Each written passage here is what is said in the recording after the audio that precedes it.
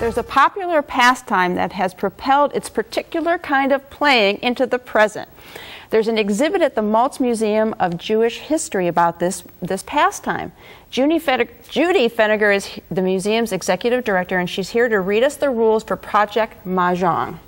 All right, wow, game? Hi, Lori. It's a lot of fun. You have to learn. Really? I'm learning. Tell me what the game's about. If you know, a lot of people may not be familiar. Sure. Well, the game of Mahjong is a board game, and it uses tiles. There are 4 players, must be 4 players, and then you use these tiles to make hands, sort of like cards. So runs of numbers or all one color, and it's a little more complicated though because there are 152 tiles. Okay. I understand it's a noisy game sometimes. It's the wonder of it is the clap bam, and you hear the tiles swirling around and people exclaiming. It's a lot of fun. Tell us about the history of the game. I understand that's interesting. It is. It's an Asian game that goes back, some say, to Confucius. Can't confirm that.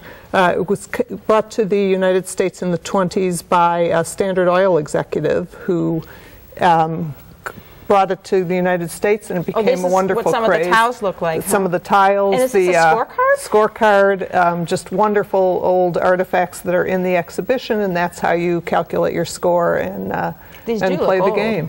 And wonderful old television programs, which were the craze of Mahjong was so popular, and it just swept the nation, and up from the Catskills, the South and the West, and it's a real East meets West game. It looks like it's a women's game here. It is mostly in the United States. It's mostly a women's game. Interestingly, it's still the biggest game in Asia and in China and Japan. It's a man's game. Is it really? Oh, well, that's interesting how it kind of evolved differently. But today it's gender neutral. Men and women play. Okay, so there's this history behind it. It came from the Orient. How does that all fit into now a museum exhibit? Well, the Museum of Jewish Heritage in New York City, in the hip New York City area, noticed that a lot of young women, the craze was coming back, and a lot of women were playing Mahjong, and not just older women, as was more traditional, but younger women, and they would go out to clubs.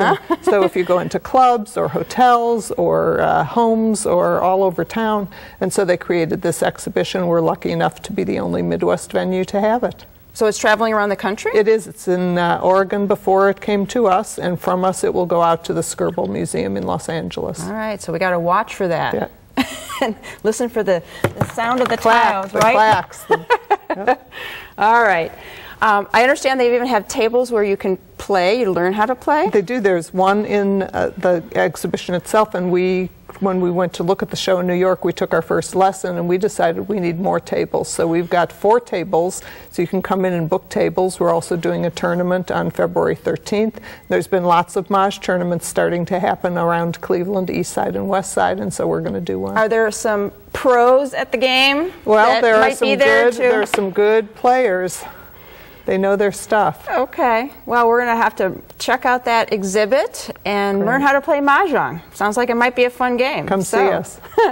Whether you want to learn about Mahjong's past or how to play it in the present, don't miss this exhibit at the Maltz Museum. And my thanks to Judy Feniger for laying her these tiles on the table.